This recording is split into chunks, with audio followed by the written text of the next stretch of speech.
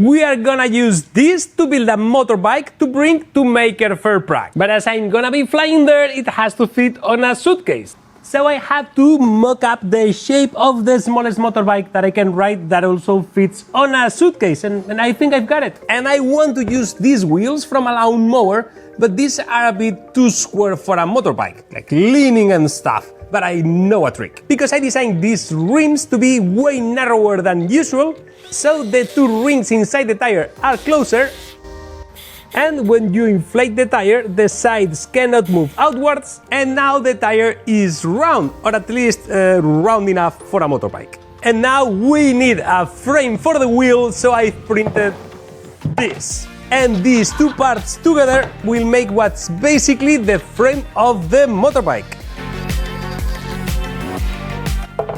When riding the bike, your feet should go here. And this part in here has been printed flat like this on the printer, so I thought that this could be a little bit fragile. So I've left this socket in here to include this part in here that is printed in the right orientation and has a vent in it.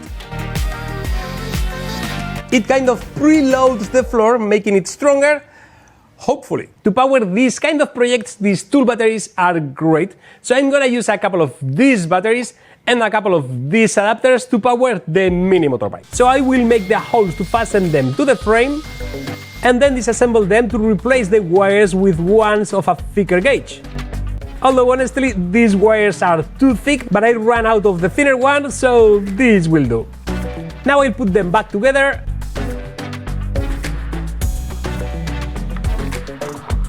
and fasten them to the frame. Now that I have easy access, I will install the motor driver, and now I can attach the side plates. As loads of people have already shown interest for the files for this bike, I've made sure that every single part on this motorbike can be printed on a print bed 300 by 300 or larger. The next step is to install this ring for the seat, but first I need to glue a couple of magnets in it that will come in handy later. And now we can fasten it in place with a bunch of screws. And now that the side plates are on, we can install the kickstand, because of course it's gonna have a kickstand. I added a couple of TPU feet to it for improved stability, and this bearing in here, we just need to get this in here, which has a bump that matches the middle position of the kickstand. So when the bearing rolls on it, is pushed to either the stalled position or the deployed position.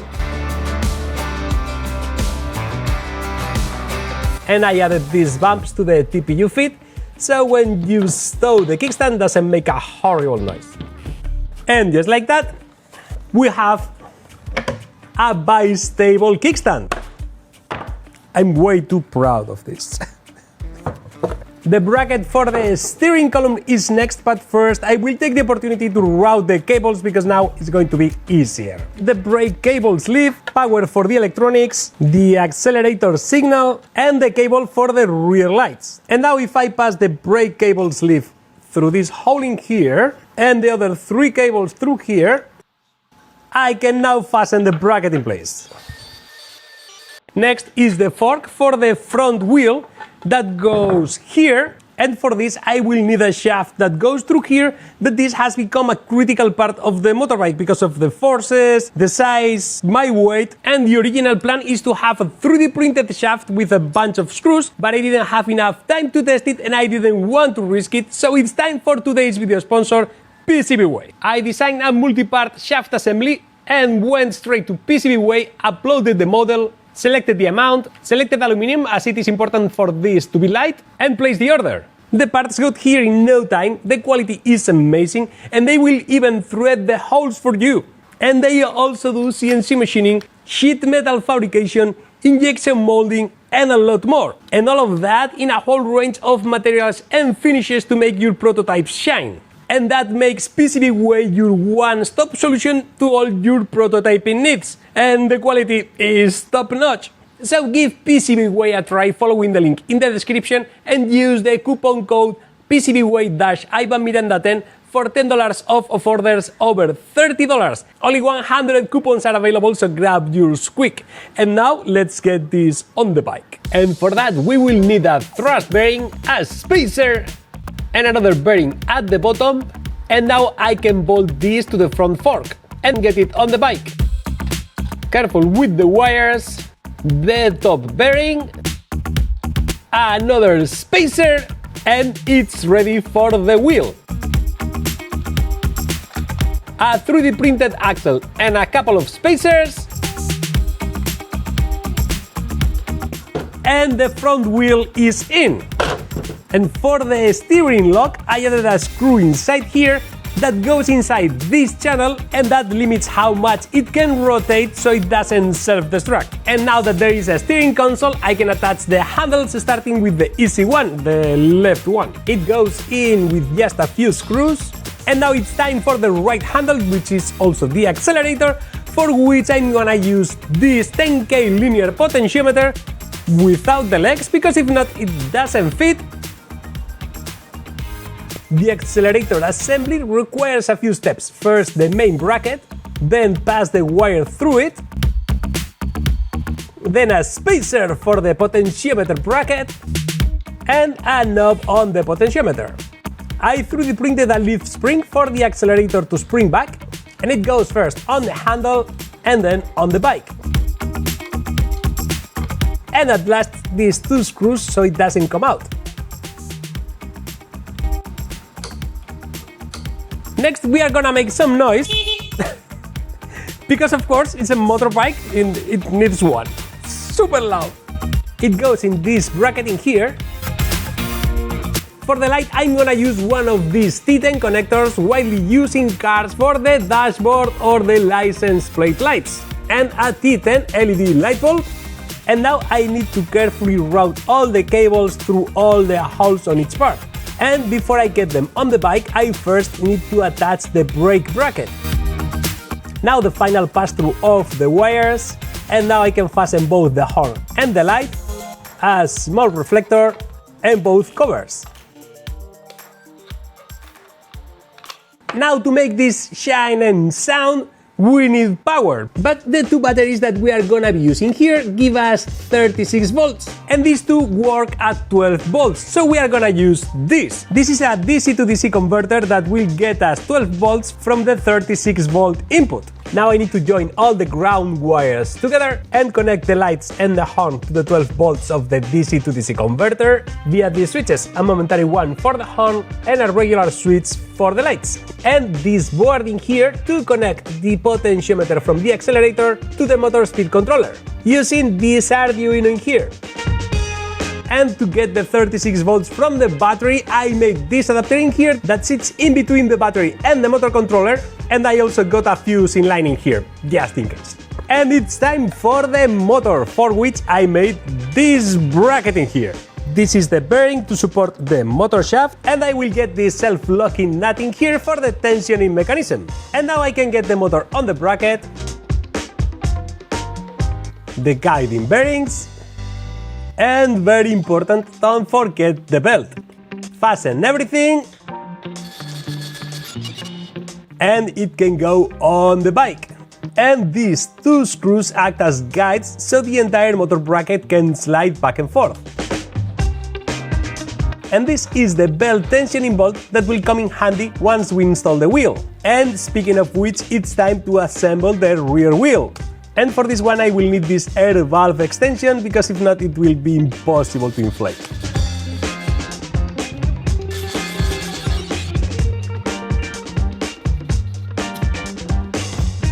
The pulley for the belt, and this is the bracket for the brake disc. And I usually use these bike brake discs on my builds, but the thing is that the center hole on these brake discs is too small to make a 3D printed shaft go through them. It would break. But there are these other kind of brake discs of the same dimensions that are called floating brake discs that have these rivets around them. But if you drill the rivets,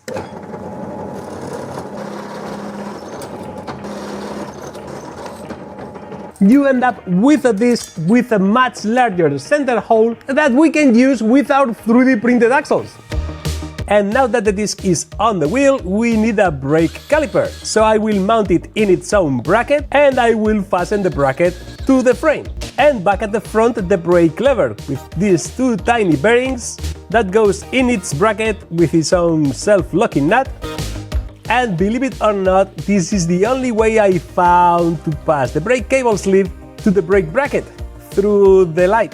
But it works. So now the brake cable.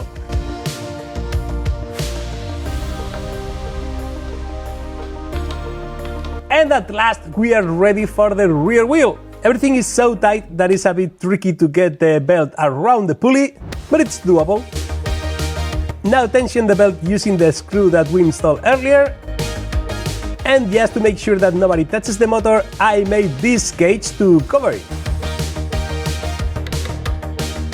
And for the brake, as it is quite complicated to align everything perfectly, the disc brake and the brake caliper are mounted loose so they can move sideways while braking and yet have the brake perfectly adjusted for braking, hopefully. And of course we need a rear fender with another T10 connector for the rear light. I couldn't find a red light bulb that was strong enough, so I'm gonna use a white one with a 3D printed red diffuser. And we can now connect the light cable to the switch that is next to the handlebar. And it's finally time for the seat. I've already installed the magnets that will match the magnets that we placed here in this ring, and these two screws in here that will register against these holes in here, so it doesn't slide sideways and breaks the hinge when you are sitting on it. So we can now fasten the hinges. But this surface looks a bit hard to be sitting on it, so I have a plan. What if I print an entire seat out of flexible filament and then just sit on it? But then what happens if the flexible filament is not soft enough? Then maybe I could make a shell out of flexible filament and then fill it with something softer? So I went to Onshape and designed both, because I couldn't decide. And with Onshape, I don't even have to worry about which one is the last version of the design, because with Onshape, everything is stored online and is kept updated across all instances of your design, which is great. So if you want to give Onshape a try, follow my link in the description. And now let's see those seats. And I have both designs printed, so I'm gonna try the fully 3D printed one to see how comfortable it is. And the seat is in. But you may be wondering, why is it on a hinge? For the extra storage, of course, because if you get this bucket in here, you can bring stuff with you inside it. And I almost forgot the front fender. And the motorbike is ready. I've already configured the motor controller, so let's see what we have here. Let's get the batteries in. We can switch on the lights and make some noise. And also use the accelerator. And without the batteries, it weighs a little bit more than 14 kilos. And the seat is actually comfortable. But you may still be wondering, does it fit on a suitcase? Did it went to Prague? Did it work? And the thing is that, yes, it did fit on a suitcase, and yes, it went all the way to Prague.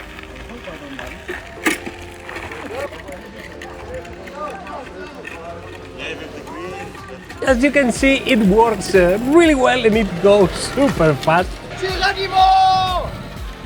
Way too fast. And some even try to drag me.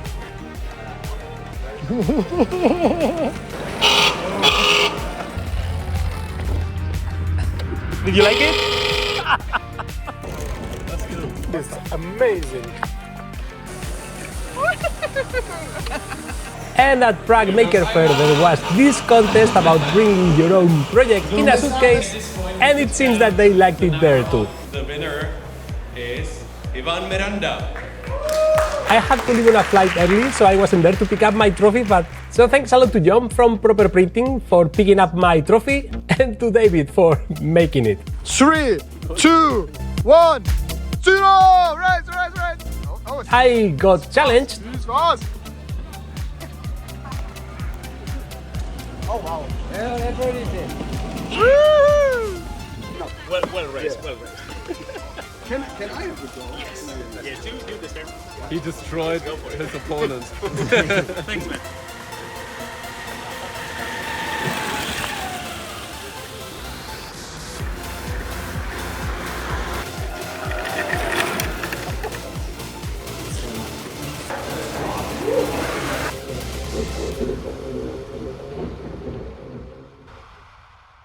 So it was a complete and absolute success, which explains why there is one bike here, the one that we just made, and another one in a suitcase. Everywhere I went with the bike, everyone loved it. And some people started asking if I was going to release the plans, if they could build one. But the thing is that the original one was something that I did in like 10 days, and it's definitely not meant to be replicated as it is. This one uses aluminum axles for the wheels and the all-metal assembly for the steering column, and on the new one the wheel axles are 3D printed, and the assembly inside the steering column is now 3D printed. I've reduced the number of different screws and made it easier to assembly, and every part on the bike can be printed now on a Prusa Core 1L or larger. And the lights now use standard sockets and light bulbs and not anything that I have lying around like in the original one. And all of that took more work than building the original one from scratch, but I think it's worth it. So there is a link in the description just in case you want to give it a go. And this year I will be again at Open Source, hopefully with this amazing motorbike. So if you see me there, please say hello and come see it. It's an amazing event full of contraptions and robots and amazing inventions, and you don't want to miss it. And I think that's it for this video. Thanks a lot to Prusa for making everything that happened in this video possible. Thanks a lot to all my Patreons and members. Thank you. And now please go and make something. I'm fine. I'm fine.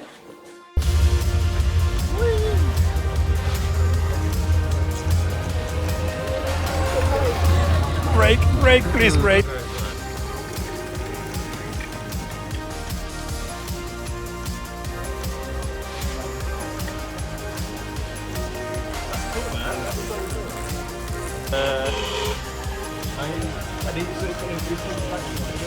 Very good. Okay.